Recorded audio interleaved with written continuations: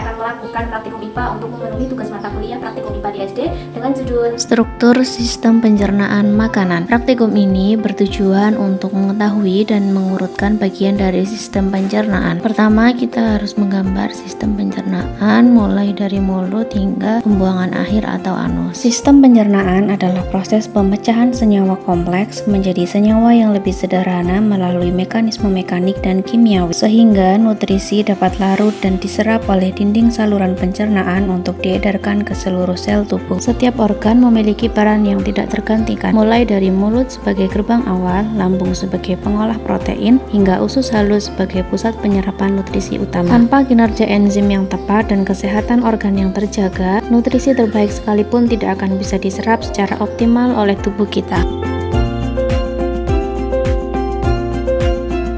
Ini adalah gambaran organ-organ yang ada di dalam tubuh kita. Kita mulai penjelasan dari mulut. Di mulut, makanan dihancurkan secara mekanik oleh gigi. Namun, ada juga proses kimiawi yang dibantu oleh air liur. Terdapat enzim petialin yang berfungsi mengubah karbohidrat menjadi gula sederhana. Setelah makanan dihancurkan oleh mulut, kemudian melewati kerongkongan. Pada kerongkongan tidak menghasilkan enzim, tetapi terdapat gerak peristaltik. Gerak peristaltik yaitu gerakan meremas-remas makanan yang kemudian mendorong makanan turun ke dalam lambung. Di dalam lambung, makanan diaduk-aduk seperti di dalam mesin cuci. Lambung juga menghasilkan asam lambung untuk membunuh kuman. Pada organ lambung, terdapat enzim pepsin dan renin. Enzim pepsin berfungsi mengubah protein menjadi peptan, sedangkan enzim renin berfungsi khusus untuk menggumpalkan protein susu. Kemudian setelah makanan masuk ke dalam lambung, kemudian masuk ke dalam usus halus. Inilah sari-sari makanan akhirnya diserap oleh tubuh. Halus juga menghasilkan enzim, yaitu enzim maltase, laktase, dan sukrase yang berfungsi memecah berbagai jenis gula serta erepsin yang bertugas pada tahap akhir pemecahan protein. Setelah semua nutrisi diambil, sisanya yang berupa ampas masuk ke usus besar. Di sini tidak ada lagi enzim, yang ada hanyalah penyerapan air dan bantuan bakteri E. coli